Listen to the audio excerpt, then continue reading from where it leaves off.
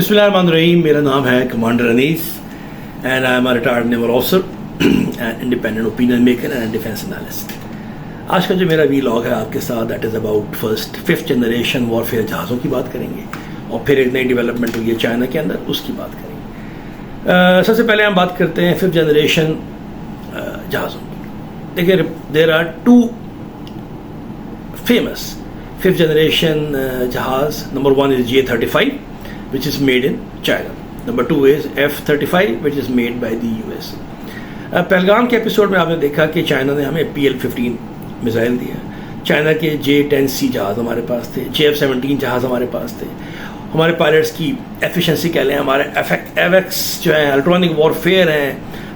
China has reportedly provided us imagery, satellite imagery. Because of that, we were able to be very, very successful in the air warfare, and जो ultimately जिसकी वजह से अल्लाह ताला ने हमें सरखरू किया।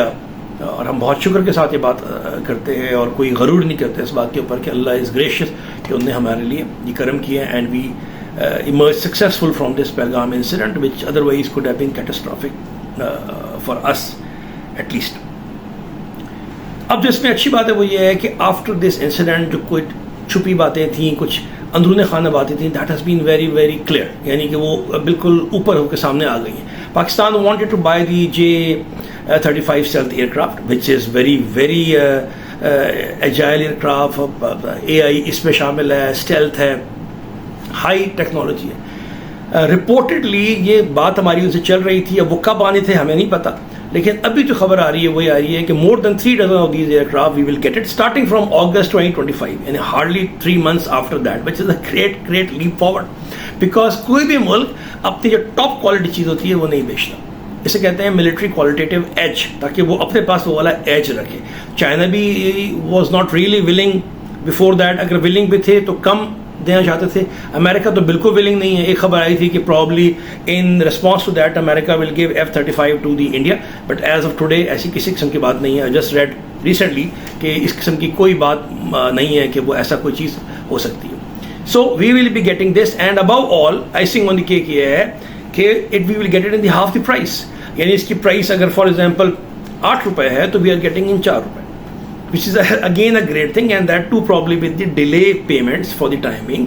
and इसके साथ जो मिसाइल लगा हुआ है वो PL-17 है, जिसकी रेंज रिपोर्टेडली 700 किलोमीटर से 1000 किलोमीटर है, which is a great leap forward. Those who understand the warfare understand कि अगर एक जहाज़ जो है वो 700 किलोमीटर से या 500 किलोमीटर से एक मिसाइल मार सकता है, तो BVR बियॉन्ड विजुअल रेंज और साथ में ये जो इलेक्ट्रॉनिक गैजेटरी है, तो इससे वॉरफेयर का रुख ही बदल जाएगा बिल्कुल। यानी जहाज़ अभी जामनगर में है लेकिन you can hit it from here. जहाज़ अभी उधर उनके अपने बेसिस के अंदर ही है, लेकिन उड़ने के साथ ही आपको पता लग जाएगा। सो ये technologically it's a great leap forward, तो ये बड़ी इंपॉर्टेंट बात है।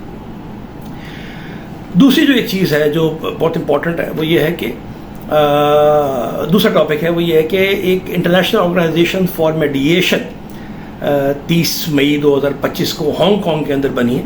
ये पिछले 3 साल से इस पर काम हो रहा था और अल्टीमेटली अभी ये बन गई है। हमारे foreign minister and deputy prime minister Ishaq Dar साहब तशरीफ लेके चले गए थे वहाँ पे, और we are the founder member along with the Malaysia probably and few other countries on this जिन्होंने इसमें साइन किया। अब इसकी अफादियत क्या है? इसकी अफादियत क्या है कि number 1, Hong Kong is a city of China, जैसे जिनेवा है, जैसे ब्रुसेल्स। तो इस तरह के हांगकांग को मकाम मिल जाएगा बीइंग अ चाइनीज सिटी, जो कि इंटरनेशनल ऑर्गेनाइजेशंस को रन करेंगे यहाँ से। ये चाइना के लिए बहुत बड़ी बात है, जिसकी पॉलिसी शुरू से थी इन अ सेंस 80 से उनकी पॉलिसी है, जिसे कहते हैं डिप्लोमेटिक आइसोलेशन, कि वो दुनिया के मामलात में नहीं आना चाहते अनटिल कि वो अपने आप को इस कदर डेवलप कर लें। ना उनकी जो 2049 है, जब उनके 100 साल हो जाएंगे इंडिपेंडेंस, उसके लिहाज से दे हैव सर्टन टारगेट्स, जो कि एयरक्राफ्ट कैरियर के लिहाज से भी हैं, डिप्लोमेसी के लिहाज से भी हैं। So I think they are very much on the target, और ये उन्होंने काम किया है। 85 से ज़्यादा ममालिक ने इसमें शिरकत की है, 20 ऑर्गेनाइजेशन इसमें आई हैं जिसमें UN भी शामिल है। ये कोई सुपरा बॉडी नहीं है UN की कि जी UN को हटा के ये वाली बात हो रही है। ये है कि UN प्रॉब्ली इज कन्विंस कि it does not have a mechanism of मेडिएशन। China का जो कल्चर है वो मेडिएशन का है। सो इसे चाइनास का जो चाइना वांट कि वो मेडिएशन में अपना रोल प्ले कर सकता है, being a big power. Course and super power in making. اس کی وجہ سے اس کا ایک کلاؤٹ ہے, اس کی بہت زیادہ انگریس ہے افریقہ کے اندر. اس کا بنیادی مقصد ہے اسٹیٹ کے درمیان کوئی معاملات ہیں اس کو سالو کیا جائے, یا اسٹیٹ اور فورن انویسٹر کے درمیان کوئی ایشو ہے اباؤٹ دی انویسٹمنٹ, اس کو میڈیشن سے وداؤٹ اینی فورس کیا جائے. یہ کلچر کا خاصا ہے چائنیز کا کہ دے وانٹ ٹو ٹاک. دیکھیں ہینری کسنگر جو کہ دنیا کا بہت بڑا اسٹیٹس مین مانا جاتا ہے, اس نے اوپنلی کہا ہے کہ ہمیں جو پرابلم آ رہا ہے چائنا کے ساتھ وہ یہ آ رہا ہے کہ جب رشیا اور ہماری کولڈ وار تھی تو رشیا نے گن پکڑی, ہم نے گن پکڑی, ان نے میزائل پکڑا, ہم نے میزائل پکڑا, ان نے اٹامک بم, ہم نے اٹامک بم. تو یہ بات ملٹری اسپیکٹر میں ہو رہی ہے. ادھر ہمارا مسئلہ یہ ہے کہ ہمارے پاس ساری ویپنری موجود ہے, لیکن جو چائنا ہے وہ ملٹری اسپیکٹر میں بات ہی نہیں کر رہا ہم سے, وہ اس میں آ ہی نہیں رہا ہمارے ساتھ. تو اس لیے ہم کیا کر سکتے ہیں اس کے اندر. تو یہ ایک گریٹ لیپ فارورڈ ہے فار چائنا کے لیے کہ چائنا الحمدللہ اس میں بہت دن بدن اوپر آ رہا ہے اور اپنے آپ کو ایک اسٹیٹس ایک کنٹری ایسی بنا رہا ہے جو کہ ہو رہا ہے, یعنی کہ ایک بائی پولر ورلڈ کی طرف ابھی جا رہے ہیں.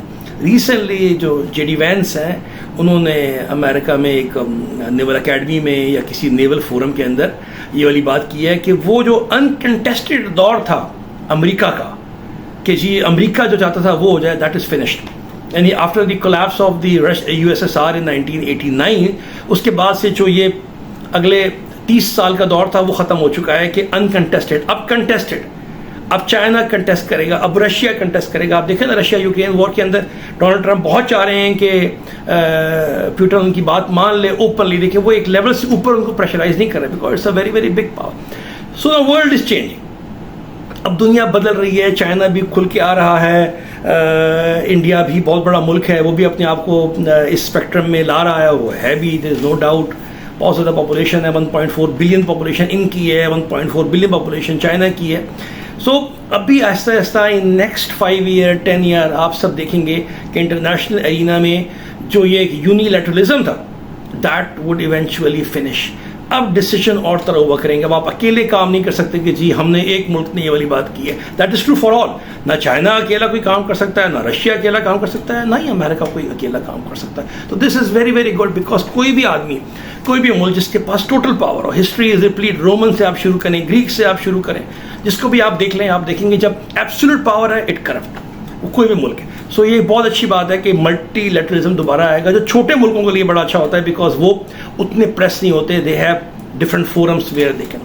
سو اپنا خیال رکھیں, اپنے ملک کا خیال رکھیں. پاکستان زندہ باد.